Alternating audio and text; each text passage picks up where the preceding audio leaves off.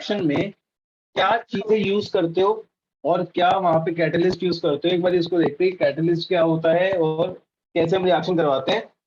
तो देखो, acidification reaction में आप क्या करोगे, एक एसिड लोगे, सपोज मेरे पास एसिड है, मान लो CH3 C double bond O single bond OH।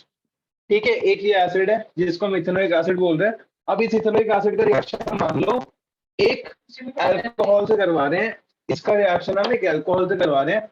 अब यहाँ पे लेट से हमारे पास जो अल्कोहल है वो मान लो CH3 CH2OH है। ठीक है, अब इस दोनों का आप आपस में रिएक्शन करवा रहे हो।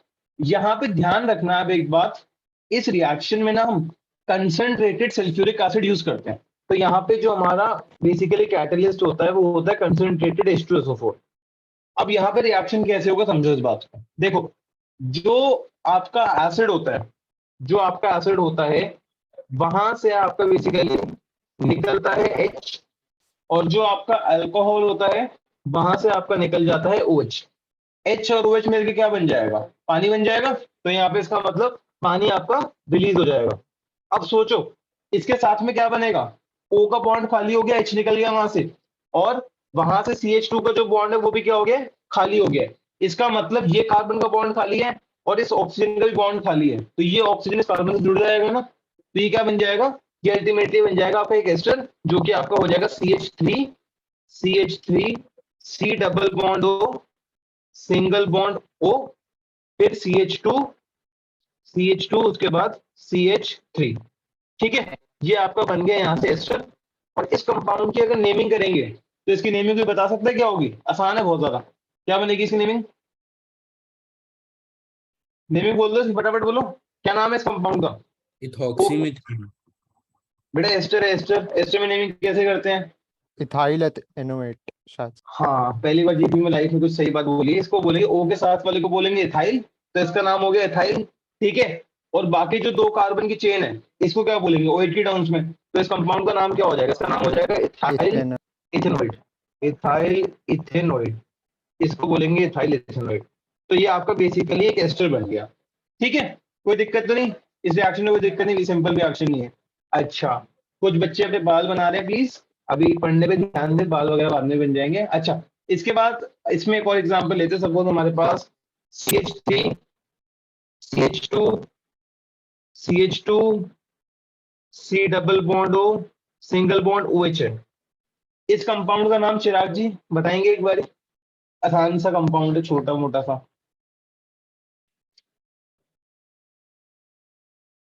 चिरान, इस कंपाउंड का नाम चिरान, एसिड है। आवाज नहीं आ रही, हाँ आपके बात आ नहीं पा रही है हम तक, गड़बड़ हो रही है कुछ। बेटा आप बोल भी रहे हो, एक्टिंग कर रहे हो बोलने की बस।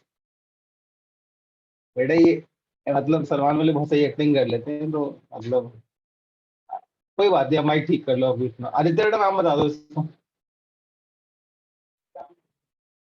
आदित्य नाम बता बेटा, एसिड का क्या नाम है सर, ब्यूटेनोइक एसिड। है चिंटू, ये वाला एसिड जो मैंने यहाँ सही है, हाँ तो सही तो बोला है। Butanoic acid.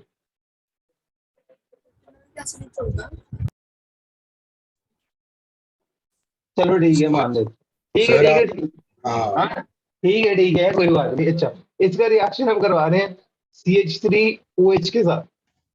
अब यहाँ पे क्या बनेगा देखो, इन दो का आपस में रिएक्शन करवा रहे हैं, तो यहाँ पे तरीका तो वही रहेगा, यहाँ से OH आओ, यहाँ से OH निकालो और यहाँ से H निकालो। तो यहाँ पे ऑक्सीजन का बॉन्ड खाली हो गया और इस कार्बन का बॉन्ड खाली हो गया, इन दोनों को आपस में जोड़ दो, ये बन जाएगा CH3 CH2 C double bond O single bond O single bond CH3। ठीक है, कंपाउंड का नाम अगर बोलेंगे तो कंपाउंड का नाम क्या बोलेंगे, यहाँ पे कंपाउंड का नाम जल्दी से, जिसने सही बताया उसको काट दूंगा मैं। हाँ ठीक है, मिथाइल ब्यूटेनोइड बोलेंगे इस कंपाउंड को, इस कंपाउंड का नाम होगा मिथाइल ब्यूटेनोइड। तो ये हो जाएगा आपका मिथाइल मिथाइल ब्यूटेनोइड ब्यूटेनोइड। ठीक है, तो हमेशा कभी भी आपको एस्टर्स बनाने तो आप इस रिएक्शन में यूज कर सकते हो।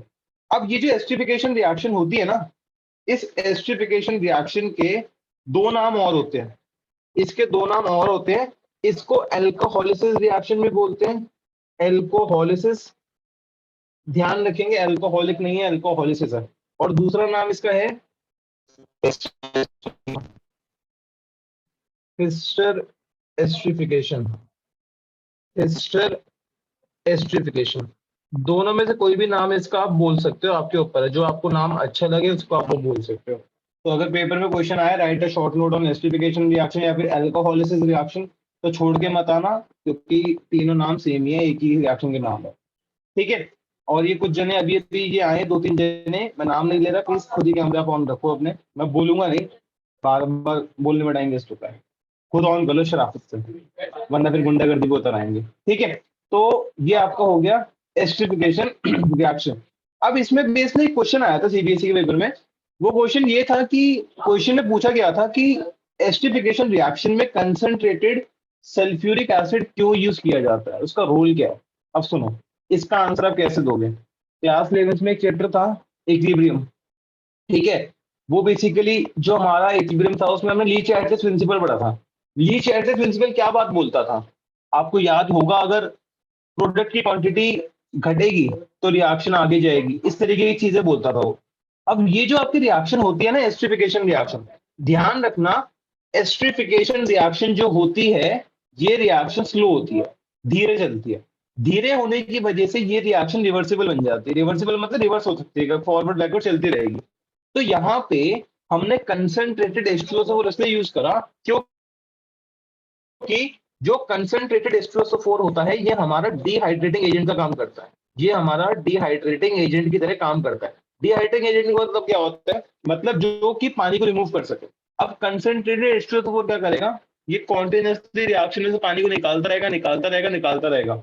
और जब रिएक्शन को दिखेगा कि जो प्रोडक्ट है, प्रोडक्ट में पानी की क्वांटिटी घट रही है, अब क्योंकि रिएक्शन स्लो है, तो ली चैटर प्रिंसिपल के अकॉर्डिंग अगर प्रोडक्ट घटेगा तो रिएक्शन कहाँ मूव करेगी, फॉरवर्ड मूव करेंगे ना, ताकि प्रोडक्ट बढ़े। क्योंकि ली चैटर प्रिंसिपल यही बोलता है कि अगर किसी भी रिएक्शन में कोई चेंज होता है तो उसको अपोज करता है। तो अगर यहाँ पे आपका ये H2O कम होना स्टार्ट हो जाएगा, पानी की क्वांटिटी कम होनी स्टार्ट हो जाएगी, तो आपकी रिएक्शन कहाँ जाएगी, फॉरवर्ड में जाएगी, और फॉरवर्ड जाएगी, और फॉरवर्ड में जाएगी।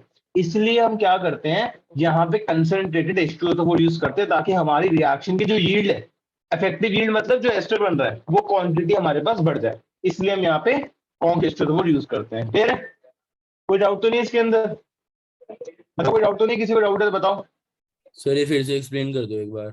बेटा कंसंट्रेटेड H2SO4 क्या करेगा, जो प्रोडक्ट में पानी बन रहा है ना, उस पानी को एब्जॉर्ब करता रहेगा, क्योंकि H2SO4 डिहाइड्रेटिंग एजेंट का काम करता है। अब पानी को जब एब्जॉर्ब करेगा तो धीरे धीरे रिएक्शन में पानी की क्वांटिटी कम होगी।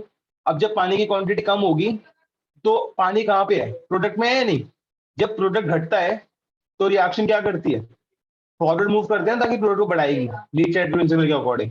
अब जब ली चैटर प्रिंसिपल के अकॉर्डिंग वो रिएक्शन उसको फॉरवर्ड पुश करेगी, तो आपका जो एस्टर होगा उसकी क्वांटिटी बढ़नी स्टार्ट हो जाएगी। इसलिए हम यहाँ पे H2SO4 का यूज करते हैं। Okay sir. ठीक है, तो ये बेसिकली आपका एस्ट्रिफिकेशन रिएक्शन था। और इसके दो नाम और बता दिए, किस तरह से बोल सकते हैं। इसका एक क्वेश्चन आप लोग खुद कर लो, एक क्वेश्चन मैं दे रहा हूँ उसको पूरा कर लो, फिर आगे बढ़ते हैं।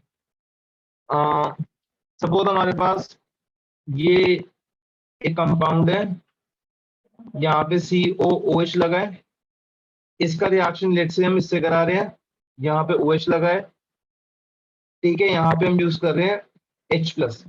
ऐसे भी क्वेश्चन पेपर में आ सकता है, फटाफट कर लो इसको, फटाफट सॉल्व कर लो।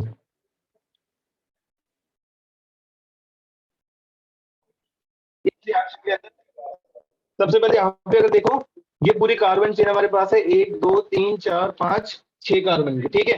तरीका क्या है, यहां से निकाल दो OH को, और सॉरी यहाँ से H को निकाल लो, ठीक है, और दूसरी साइड से किसको निकाल दो, OH को।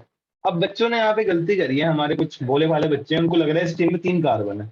ये जो चेन है, इस चेन में खाली 2 ही कार्बन है, 3 नहीं है, क्योंकि इस कार्बन से तो OH लगा हुआ है। तो यहाँ पे आपको ध्यान रखना है, आप यहाँ से अगर OH निकाल दोगे तो इस कार्बन का ये बॉन्ड खाली हो जाएगा। अब क्या होगा, कार्बन का बॉन्ड खाली है तो ये कार्बन जाएगा और जाके इस वाले ऑक्सीजन से जुड़ जाएगा, क्योंकि ऑक्सीजन का भी तो हाइड्रोजन निकल गया, उसका बॉन्ड भी तो खाली हो गया। तो अल्टीमेटली जो कंपाउंड आपका बनना चाहिए वो बनेगा ये C double bond single bond O, ये जुड़ जाएगा आपका ऑक्सीजन इस वाले कार्बन से, तो इसके आगे आप ये इस तरीके से इसकी चेन बना दोगे, ठीक है, 2 ही कार्बन की बनाओगे ऐसे। तो ये आपका यहाँ पे बन जाएगा कंपाउंड, जिसको हम बोलेंगे इथाइल हेक्सेनोइड। ये 2 कार्बन की चेन हो गई, ठीक है, और यहाँ पे 1 2 3 4 5 6 कार्बन की चेन हो गई। क्लियर है? ठीक है, तो इसको बोलेंगे अब इथाइल हेक्सेनोइड। तो ये बेसिकली आपकी रिएक्शन थी जो कि एस्टरिफिकेशन रिएक्शन होती है, ठीक है। अब एस्टरिफिकेशन रिएक्शन तो हो गई, इसके बाद इसका शॉर्ट नोट आप खुद बना के लिख लोगे। कैसे लिखोगे शॉर्ट नोट इसका? When a carboxylic acid reacts with an alcohol in presence of concentrated H2SO4, as a result ester is formed along with the formation of water. This reaction is known as esterification reaction. ठीक है, short note तो बन जाएगा, उसमें difficult तो है नहीं, ठीक है। इसके बाद नेक्स्ट रिएक्शन जो हम करते हैं that is dehydration reaction. Dehydration dehydration reaction dehydration reaction dehydration reaction में अब देखो, डिहाइड्रेशन रिएक्शन होती कैसे है, यहाँ पे क्या हमारा कैटलिस्ट यूज किया जाता है, सुनना इस बात को। सबसे पहले तो ये बताओ डिहाइड्रेशन का मतलब क्या होता है? पानी को निकालना। अब सपोज क्या कर रहा हूं मैं, मान लो मैं यहाँ पे कार्बोक्सिलिक एसिड ले रहा हूँ, लेट्स से मैं यहाँ पे एसिड ले रहा हूँ, है CH3 C double bond O single bond OH। आपको ध्यान रखना है, आपको जब भी डिहाइड्रेशन रिएक्शन करवाओगे ना, तो वहां पे आपको जो भी एसिड ले रहे हो उसके 2 मॉलिक्यूल लेना है, जो भी ले रहे हो उसके 2 मॉलिक्यूल लोगे। अब यहाँ पे लेट्स से इथेनोइक एसिड लिया तो 2 मॉलिक्यूल ले लो इसके, CH3 C double bond O single bond OH। अब डिहाइड्रेशन में पानी निकालना होता है, तो क्या करो, यहाँ पे इस रिएक्शन में आप डाल दो, यहाँ पे हम यूज करते हैं P4O10। P4O10 ये बेसिकली जो कंपाउंड होता है ना, ये वाला कंपाउंड आपका बनता है कैसे? ये बनता है P2O5 से, फॉस्फोरस पेंटाऑक्साइड। P2O5 मतलब फॉस्फोरस पेंटाऑक्साइड एक कंपाउंड होता है। बेसिकली उस वाले कंपाउंड का जब वो वाला कंपाउंड आपस में डाइमराइज होता है ना, डाइमराइजेशन होता है उसका, तो वो बेसिकली डाइमराइज होकर ये बन जाता है। खैर हमें इस पे नहीं जाना कि कैसे बनता है, बट स्टिल आपको पता होना चाहिए बनता कैसे है। तो जब इसके 2 मॉलिक्यूल आपस में मिलते हैं सेम मॉलिक्यूल, तो वो P4O10 बना लेते हैं मिलकर। अब यहाँ पे P4O10 हम यूज करते हैं एज अ बेसिकली हमारा कैटलिस्ट। अब ये P4O10 जो यूज करा, ये डिहाइड्रेशन करवाने में हेल्प करता है। अच्छा एक कुछ बच्चे यहाँ पे बहुत हमारे समझदार हैं, जो कि मेरे को अभी से दिख रहे हैं कि CBSE टॉपर्स बनने वाले, 100 में से 100 मेरी आंखों के सामने झलक रहे हैं। तो यहाँ पे जो ये हम 2 एसिड ले रहे हैं, इन 2 एसिड का जब डिहाइड्रेशन होगा, तो पता है इसके बाद कौन सा फंक्शनल ग्रुप आएगा? कौन सा फंक्शनल ग्रुप ऐसा था इसमें कि मतलब ऐसा कुछ बन सकता है जो तुमने पहले पढ़ा भी हुआ है? थोड़ा ध्यान करो, हम जब एसिड बना रहे थे तो एक चीज आई थी वहां पे, जिसकी नेमिंग मैंने बताई भी थी क्लास में। थोड़े से जाने की कोशिश करो, बहुत फेमस चीज थी वो। फ्रिडल क्राफ्ट एसाइलेशन में भी यूज करते हैं उस चीज का। कौन सा कंपाउंड बनेगा यहाँ से? कौन सा फंक्शनल ग्रुप आएगा बताओ भाई? एनहाइड्राइड। एनहाइड्राइड। तो यहाँ पे basically जब इसका डिहाइड्रेशन करवाओगे तो यहाँ से एनहाइड्राइड बनता है। कैसे बनता है देखो, यहाँ से OH निकाल दो, ये OH निकालो, यहाँ से इस एसिड का निकाल दो H। H और OH मिलके क्या बन जाएगा? H2O बन जाएगा। तो यहाँ से आप पानी को बाहर रिलीज कर दो, H2O निकल गया बाहर। अब एक बात बताओ सोच के, यहाँ पे अगर ध्यान से आप देखो तो ऑक्सीजन का बॉन्ड खाली हो गया क्योंकि हाइड्रोजन निकल चुका है। यहाँ पे कार्बन का बॉन्ड खाली हो गया क्योंकि OH निकल चुका है। सृष्टि अब क्या होगा यहाँ पे?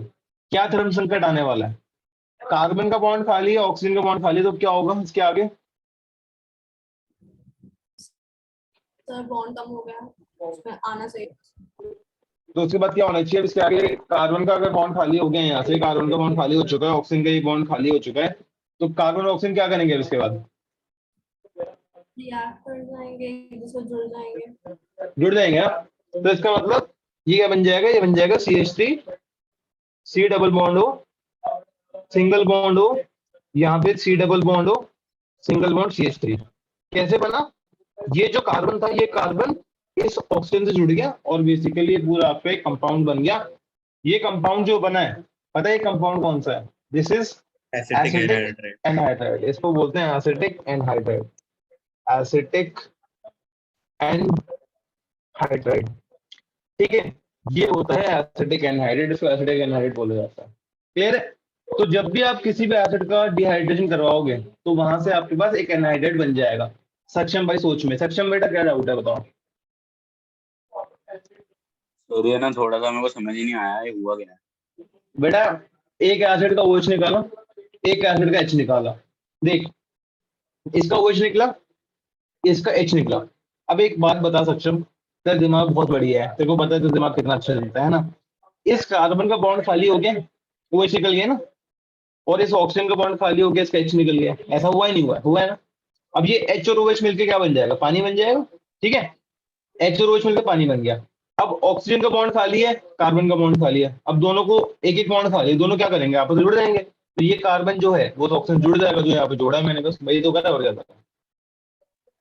सर तो फिर मतलब हमको हर बारी इसमें दो ही वो मिलेंगे, क्या दो मिलेंगे, जैसे दो ही मॉलिक्यूल मिलेंगे सेम टाइप के, या अलग अलग हमेशा दो ही। हाँ, हम हमेशा जब भी लेंगे कोई भी एसिड तो उसके दो मॉलिक्यूल लेने हैं हमें, सेम ही लेने हैं, सेम ही मिलते हैं हमेशा। ठीक है, ठीक है समझ। हाँ ठीक है। और इसके बाद एक और एग्जांपल लेते हैं इसका। सपोज हमारे पास लेट्स से एसिड है CH3 CH2 C double bond O, single bond OH। अब पेपर में क्वेश्चन कैसा आएगा, पेपर में क्वेश्चन देखो ऐसा आ सकता है, इस फॉर्म में क्वेश्चन आ सकता है P2O5 की फॉर्म में, या फिर क्वेश्चन आ सकता है P4O10। जैसा मर्जी क्वेश्चन है, समझ जाए डिहाइड्रेशन का क्वेश्चन है। सबसे पहले क्या करोगे, सबसे पहले आप इसके दो मॉलिक्यूल लोगे, तो यहाँ पे ले लो इसके दो molecule CH3 CH2 C double bond O, single bond OH। तरीका बताया मैंने आपको, एक का OH निकालो, एक का H निकालो, इस वाले का निकाल दो OH, इस वाले का निकाल दो H। H और OH मिलके क्या बन जाएगा, पानी।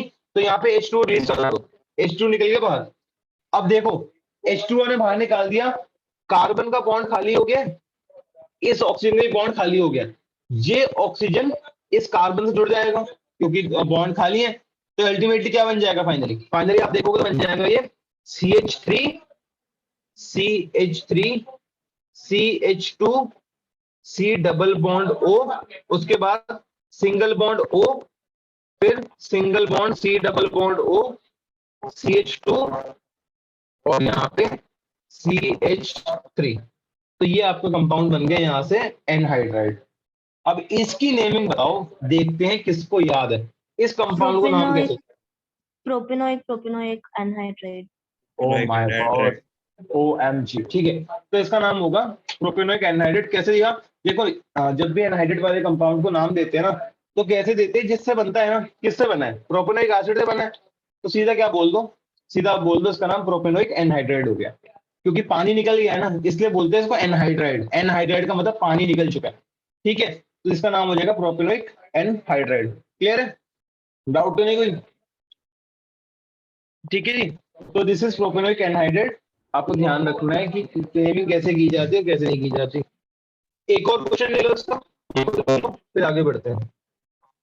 सर हाँ जी, सर ये प्रॉपर्टीज ही चल रही है अभी तक। हाँ हाँ प्रॉपर्टीज चल रही है, प्रॉपर्टीज खत्म हो जाएंगी इसके बाद। तो सर ये लास्ट क्लास की कंटिन्यू हुई है ना। हाँ हाँ, लास्ट क्लास कॉन्टिन्यूशन में थी, ओके दो रह गई थी।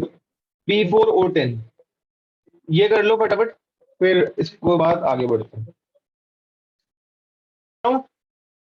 आपकी जो ये प्रॉपर्टीज खत्म हुई हैं, ये अभी एलिफैटिक कार्बोक्सिलिक एसिड से। एलिफैटिक समझते हो ना, एरोमेटिक अलग चीज है, एलिफैटिक अलग चीज है। एरोमेटिक बेंजीन वाले होते हैं, ये जो थे अभी एलिफैटिक थे, स्ट्रेट चेन वाले।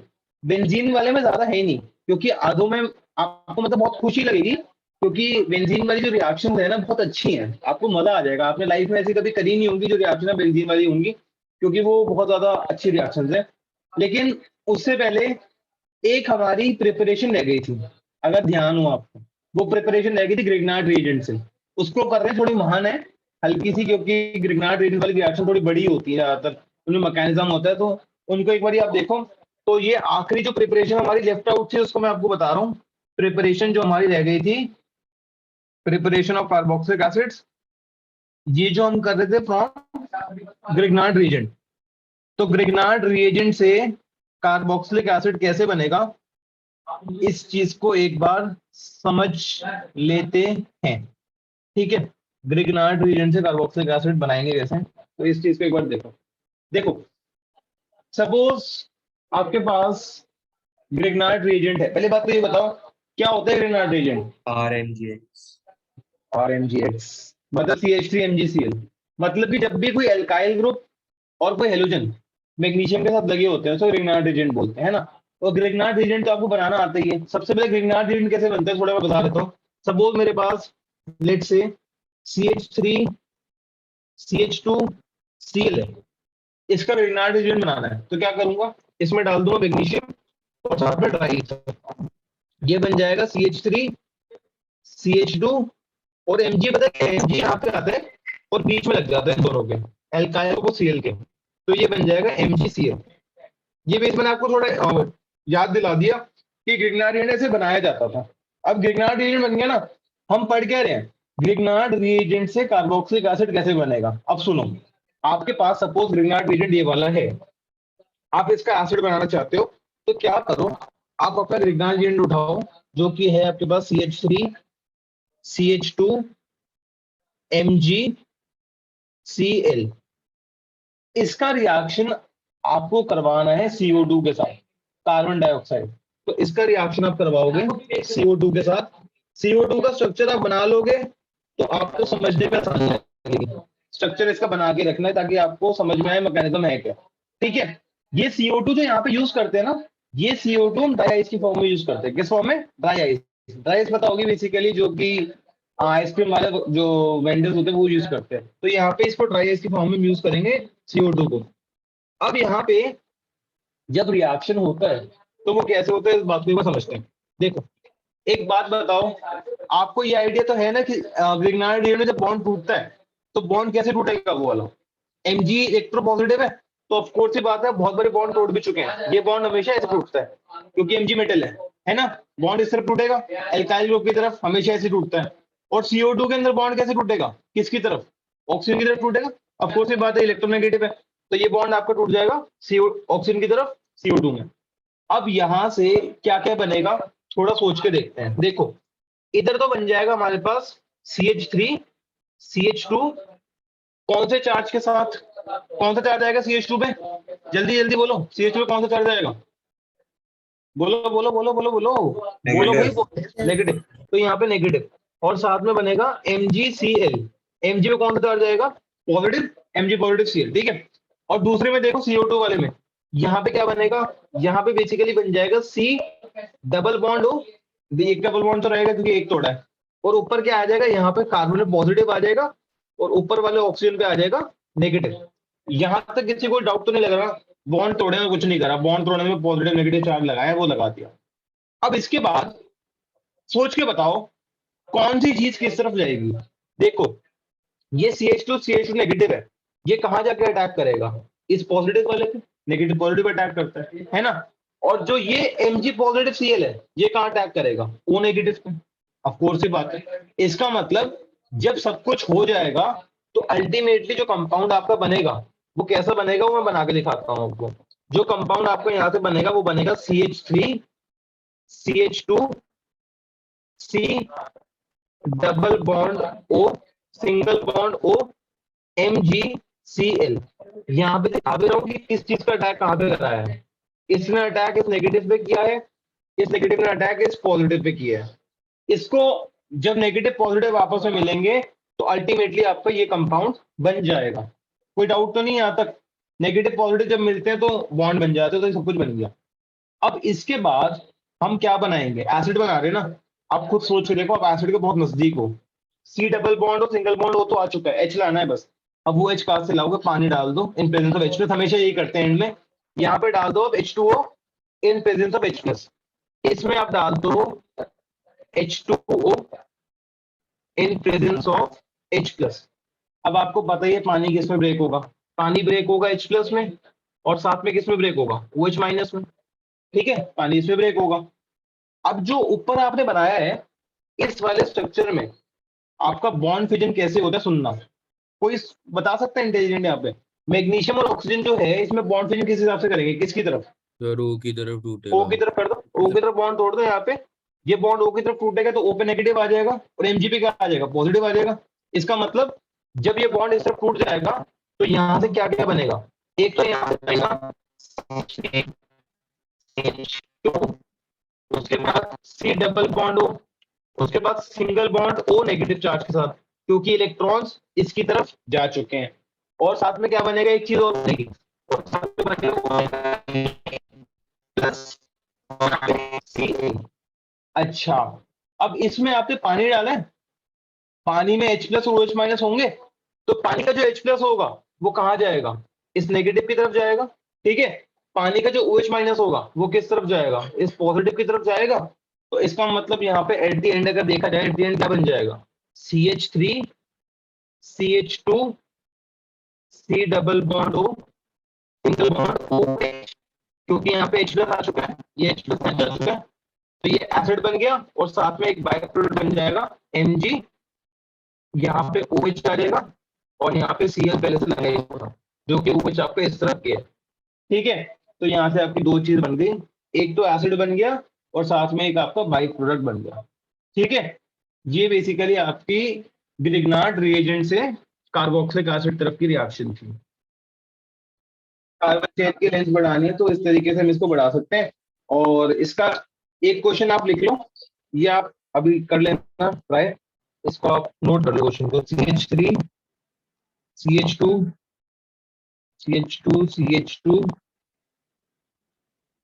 CH2 और ज्यादा मजे हैं, यहाँ पे CH3, यहाँ पे Mg,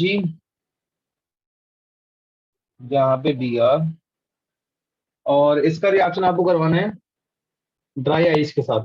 समझ जाना, पेपर में ड्राई आइस भी लिखा है, हालांकि टीचर देगा नहीं, बट स्टिल अगर दे दिया तो आपको ड्राई आइस देख के समझ जाना है यहाँ पे।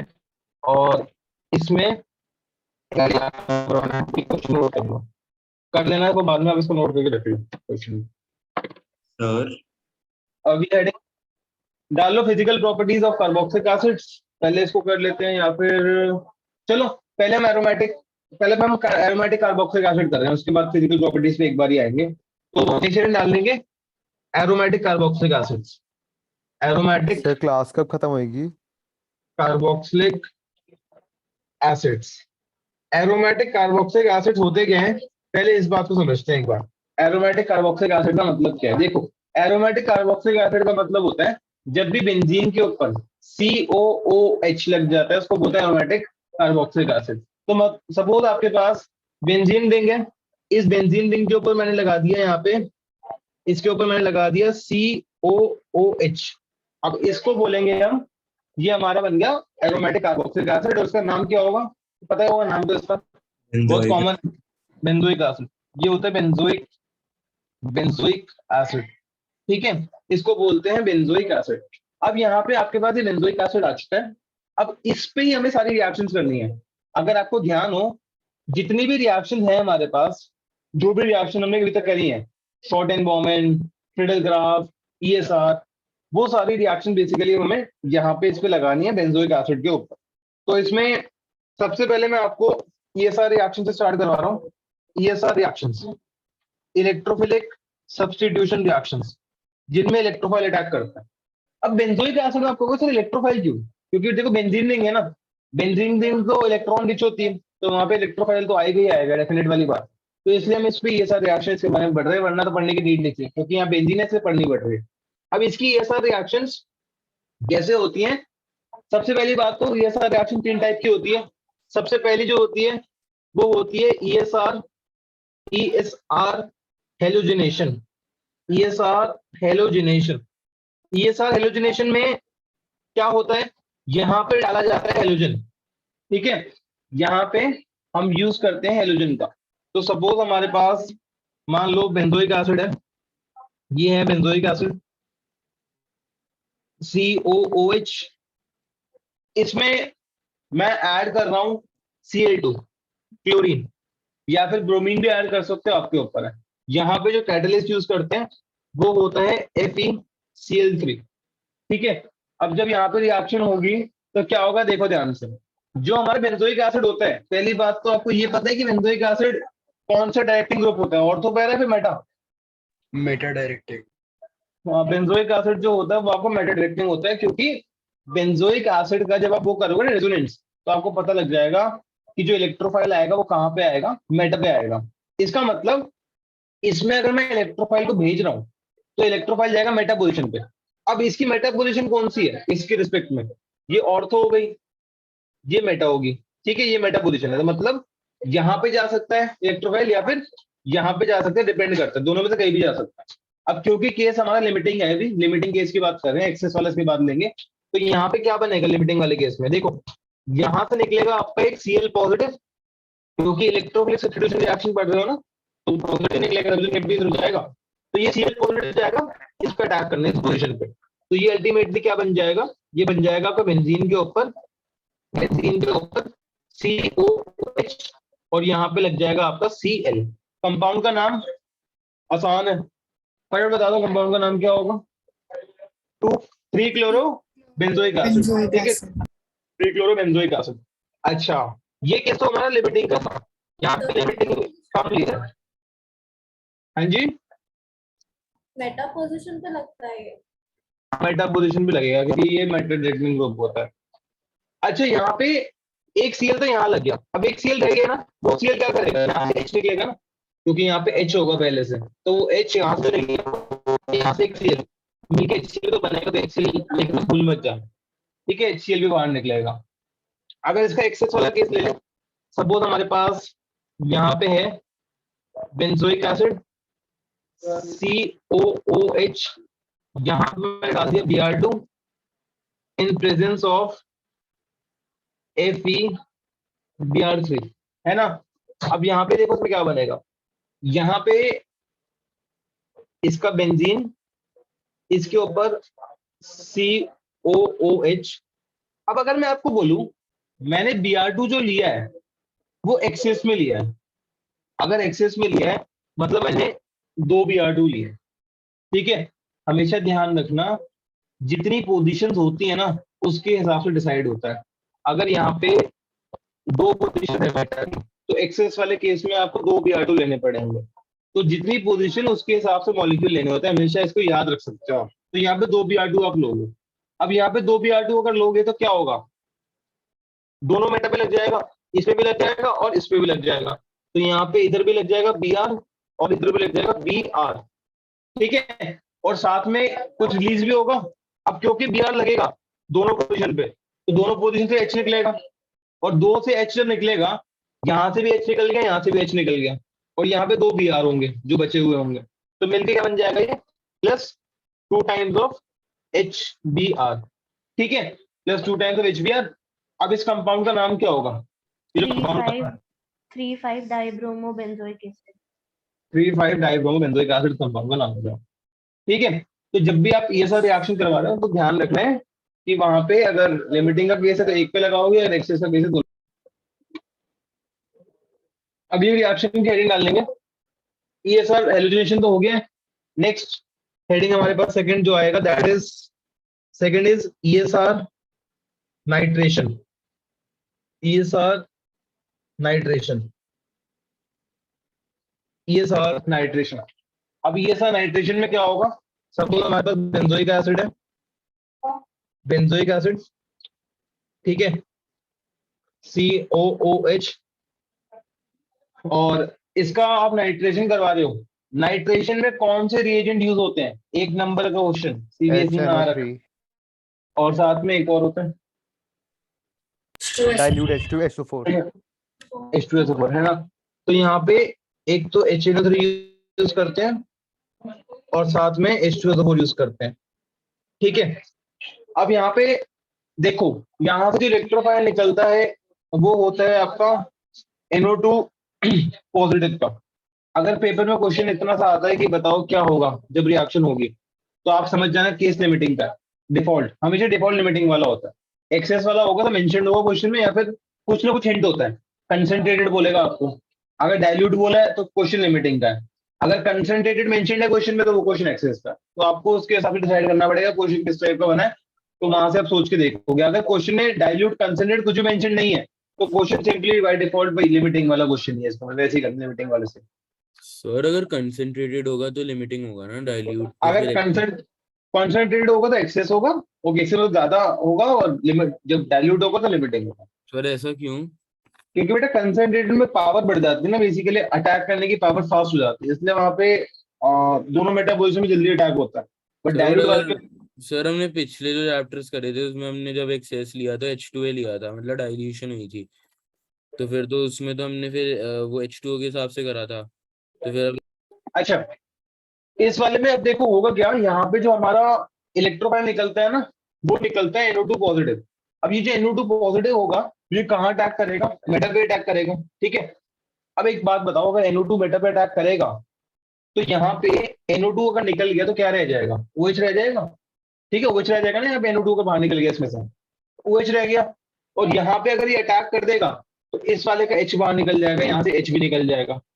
अब क्योंकि यहाँ से H निकल गया और इसमें OH रह गया था, तो यहाँ से जो H निकलेगा और यहाँ से जो OH निकल चुका है वो मिलके तो H2O बन जाएगा, और जो आपका बेंजीन है उस पे आपके लग जाएगा NO2 जाके। तो यहाँ पे बेंजीन के ऊपर COOH और यहाँ पे आपका लग जाएगा NO2, ठीक है।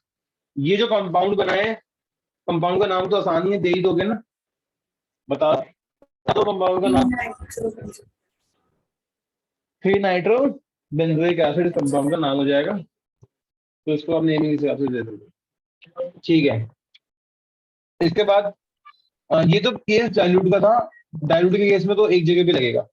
अगर क्वेश्चन में आपको बोला गया बेंजोइक एसिड है, उसका रिएक्शन आप करवा रहे हो कॉन्सेंट्रेटेड HNO3 के साथ in presence of H2SO4, in presence of H2SO4। मैंने आपको बता दें कंसेंट्रेट वाले केस में क्या होता है, यहाँ पे आप मान के चलोगे कि दोनों जगह पे लगना है, तो आपको जितनी जगह पे लगाना है ना उसके हिसाब से मॉलिक्यूल लो, कितनी जगह पे लगाना है, इस पे लगाना है और इस पे लगाना है, तो 2 टाइम्स ले लो, ठीक है, यही रूल है, 2 ले लो यहाँ पे। अब 2 टाइम्स ऑफ HNO3 ले लिया, इसमें से क्या करोगे, यहाँ से 2 NO2 पॉजिटिव बाहर निकालोगे, क्योंकि एक NO2 को यहाँ भेजोगे, एक NO2 को इधर भेजोगे, तो ये क्या बन जाएगा, ये बन जाएगा आपका बेंजीन के ऊपर COOH, बेंजीन के ऊपर COOH, यहाँ पे भी NO2 और साथ में यहाँ पे भी NO2। कंपाउंड का नाम 3,5 डाइनाइट्रोबेंजीन। ठीक है, 3,5 डाइनाइट्रो बेंजोइक एसिड, ये कंपाउंड का नाम हो जाएगा। अब किसी का डाउट बीच में आया था, सर आपने वो जो रिएजेंट है वो चेंज कर दिया, सिंपल जो तुम्हारा डाउट था ना वो एड्रेस थर्ड जो है ये सारा सल्फोनेशन, ये सारा नाइट्रेशन हो गया है और आपका हेलोजिनेशन हो गया। अब इसका नेक्स्ट हेडिंग जो है वो है ESR सल्फोनेशन की। ESR सल्फोनेशन में देखो क्या होता है, ESR सल्फोनेशन के अंदर सपोज आपके पास, लेट्स से आपके पास है बेंजोइक एसिड, यहाँ पे हमने लिया बेंजोइक एसिड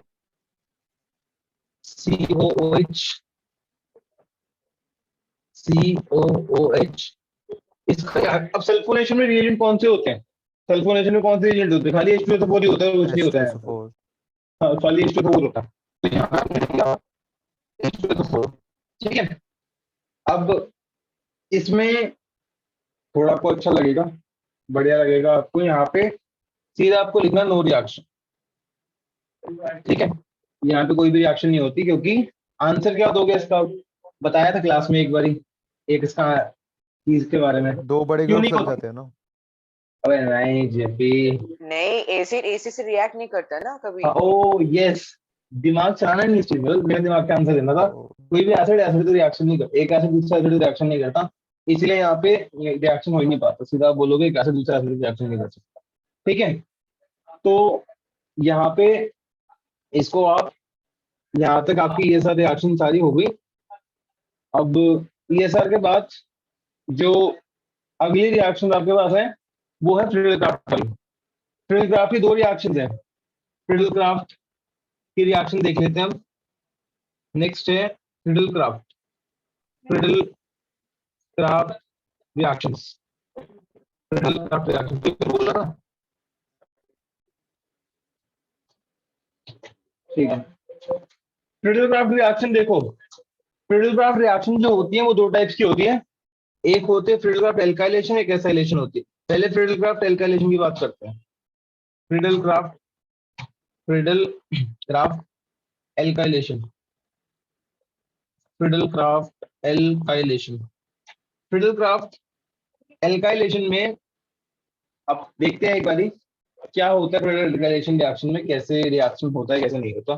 सपोज मेरे पास लेट से बेंजोइक एसिड है, ठीक है, मेरे पास यहाँ पे बेंजोइक एसिड है। इस अब एल्काइलेशन में क्या यूज करते हैं, एल्काइलेशन में क्या यूज किया जाता है बताओ। Cl. Cl तो कुछ नहीं होता, एल्काइल हैलाइड यूज करते हैं, जैसे क्लोरोमीथेन, क्लोरोप्रोपेन, कुछ भी ले सकते हैं एल्काइल हैलाइड में, मतलब ठीक है, एल्काइलेशन की बात कर रहे हैं तो यहाँ पे कुछ भी यूज कर सकते हैं, एल्काइल ग्रुप में कुछ भी आप भी ले सकते हैं। सपोज मैंने यहाँ पे ले लिया, जैसे हम ले लिया यहाँ पे CH3 CH2 Br, ठीक है, Cl ले लो Br ले लो, आपके ऊपर है। अब यहाँ पे मैंने डाला इसमें एनहाइड्रस एनहाइड्रस AlCl3, हमेशा ये यूज किया जाता है एनहाइड्रस AlCl3। अब इस केस में सुनना ध्यान से, यहाँ पे आप अपना दिमाग चलाओगे, बहुत चलाओगे, बट चलाने का फायदा नहीं होगा, क्योंकि इसका जो आंसर आएगा वो आएगा नो रिएक्शन, नो रिएक्शन, है ना। अभी नो रिएक्शन क्यों हो गया, देखो सुनो, ये क्वेश्चन ना इंपॉर्टेंट है और बच्चों को इसका आंसर भी पता ही नहीं होता, कुछ कुछ लोग बताते भी हैं इसका आंसर बट वो गलत होता है। इसका एक्चुअल आंसर जो होता है वो सुनो क्या होता है। यहाँ पे आपने एनहाइड्रस AlCl3 यूज करा है ना। अब देखो AlCl3 जो होता है ना, उसका जो स्ट्रक्चर होता है वो जानते हैं, ऐसा होता है एल्यूमिनियम Cl और Cl। मतलब कि मैं कहना ये चाह रहा हूं कि यहाँ पे जो एल्यूमिनियम है उसका ऑक्टेट कंप्लीट है क्या, 8 इलेक्ट्रॉन पूरे हैं उसके, नहीं है ना, 8 इलेक्ट्रॉन पूरे तो नहीं है, यहाँ पे 6 है इसके पास, 1 2 3 4 5 6। इसका मतलब इलेक्ट्रॉन डेफिशिएंट कंपाउंड है ना, इलेक्ट्रॉन की कमी है।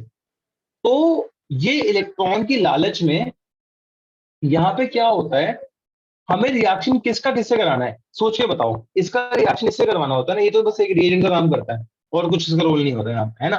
तो यहाँ पे हम चाहते क्या है, हम चाहते ये हैं कि ये जाके इससे रिएक्शन कर ले, बट होता क्या है, ये इलेक्ट्रॉन डेफिशिएंट होने के कारण जाता है बेंजीन रिंग के पास। अब बेंजीन रिंग के बहुत इलेक्ट्रॉन है, भरे बड़े इलेक्ट्रॉन, इलेक्ट्रॉन रिच होती है।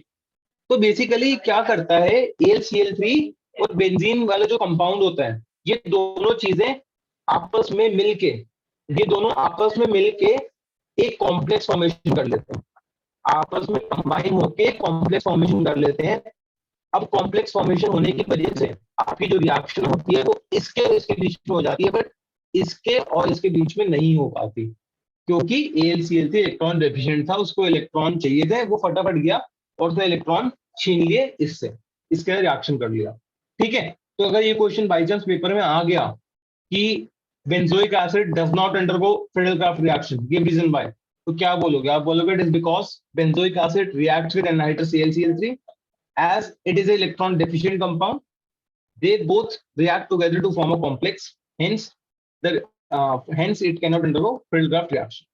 आपको सिर्फ इसमें एक कीवर्ड यूज करने हैं, complex formation, electron deficient. Sir हाँ जी, सर स्टेटमेंट रिपीट कर दो एक बारी।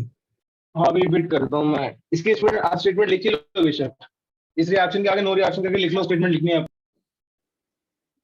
फ्रिडल-क्राफ्ट एसाइलेशन में भी सेम है, उसको भी लिख ही लेते हैं एक साथ, दोनों के स्टेटमेंट लिखवा दूंगा, दोनों का एक ही साथ हो जाएगा, उसकी भी रिएक्शन लिख लो।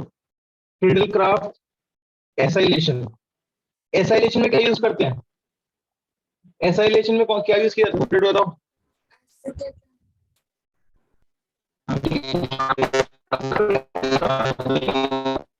यहाँ पे हम लेते हैं एसिटाइल ग्रुप। एसिटाइल ग्रुप कैसे लेंगे, जैसे कि हमने ले लिया यहाँ पे CH3 C double bond O, single bond Cl, है ना, ये बेसिकली आपका एसिटाइल ग्रुप होता है, C डबल बॉन्ड और CH, इसका एसिटाइल ग्रुप बोलते हैं। या फिर आप क्या ले सकते हो, या फिर ले सकते हो acetic anhydride, CH3 C double bond O, single bond O, C double bond O, CH3, ये भी तो एसिटाइल ग्रुप ले सकता है। यहाँ पे देखो ये एसिटाइल ग्रुप भी तो आ गया, तो दोनों में से कोई भी आप यूज कर सकते हो, वो आपके ऊपर होता है। और इसको ना वैसे लिखने का एक तरीका और है, ये कुछ माने जाने स्कूल होते हैं जैसे कि Salman, Faith Academy, Saint Thomas, इनको पेपर घुमाने का शौक ज्यादा होता है। जैसे प्री बोर्ड ले रहे हैं, मिड टर्म ले रहे हैं, तो इनका दिमाग चलता है पेपर घुमाने में, बच्चे का दिमाग घुमाएंगे। तो ये कैसे घुमाएंगे, ये इसको लिख के देंगे तुम्हें AC2O, और तुम क्वेश्चन छोड़ के आ जाओगे। क्यों? क्योंकि तुम्हें एसी का मतलब नहीं पता। अब तुम सोचते हो एसी एयर कंडीशनर है, बट एसी का मतलब एसिटाइल ग्रुप होता है। एसिटाइल ग्रुप मतलब C डबल बॉन्ड और CH3। तो खुद समझ जाना, टीचर ने अगर लिखा है AC2O तो इसका मतलब ये है कि वो कहना चाह रहे हैं 2 एसिटाइल ग्रुप। ठीक है, ये 2 एसिटाइल ग्रुप, एक ऑक्सीजन, ये एक ऑक्सीजन, तो ये बेसिकली वही चीज है, बस घुमा फिरा के दे दिया है आपको। तो घबरा मत जाना, वही चीज होती है, इसमें कोई छोड़ने वाली बात नहीं है क्वेश्चन की। ठीक है, अब यहाँ पे जब इसका रिएक्शन आप इससे करवाओगे बेंजोइक एसिड से, चाहे इससे करवा दो या फिर इस वाले कंपाउंड से करा दो, दोनों में से किसी से भी रिएक्शन नहीं होगा, तो यहाँ पे सीधा आप लिखोगे इसको नो रिएक्शन। अब नो रिएक्शन क्यों हो गया? यहाँ पे जो हमारा कैटलिस्ट यूज होता है वो होता है एनहाइड्रस AlCl3। तो फिर से सेम आंसर देंगे, हम बोलेंगे इट इज बिकॉज जो एनहाइड्रस AlCl3 होता है वो एक इलेक्ट्रॉन डेफिशिएंट कंपाउंड होता है, hence it reacts with benzoic acid to form a complex, hence it does not undergo filter acylation reaction. Same answer है, अब इसको मैं लिखवा देता हूँ स्टेटमेंट की फॉर्म में। ठीक है, ये आपको हो गया फिल्टर रिएक्शन का।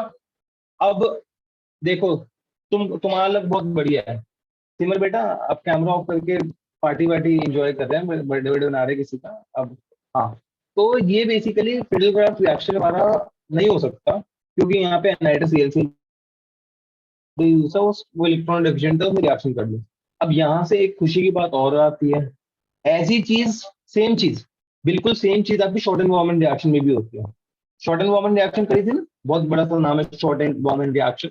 अब ये शॉर्ट एनवायरनमेंट रिएक्शन जो होती है, यहाँ पे भी, इसमें भी आप लिखो सबसे पहले तो शॉर्ट एनवायरनमेंट रिएक्शन,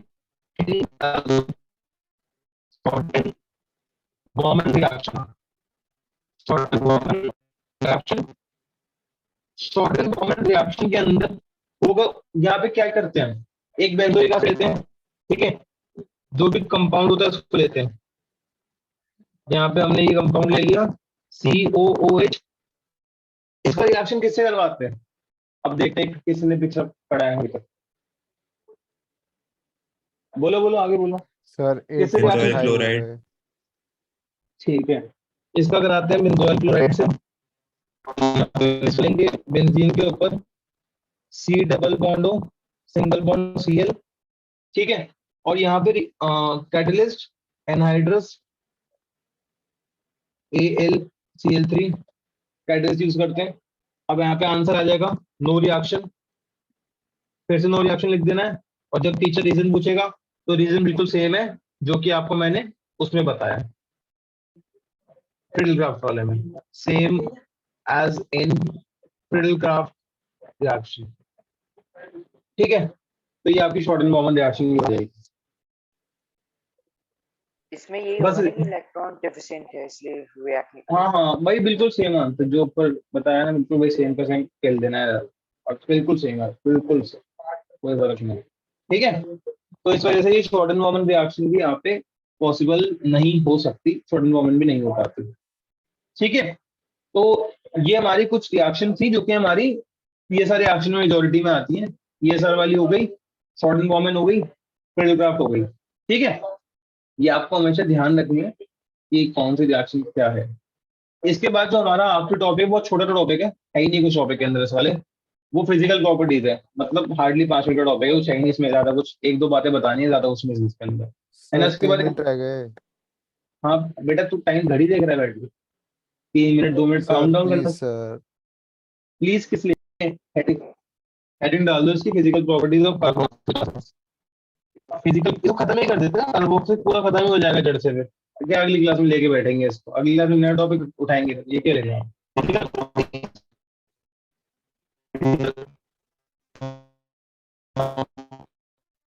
सर आपकी ना आवाज ठीक से नहीं आ रही। मेरे को नहीं पता, आपकी आवाज नहीं आ रही है। फ्रीक्वेंसी को चेंज कर दो। रोबोटिक वॉइस आ रही है।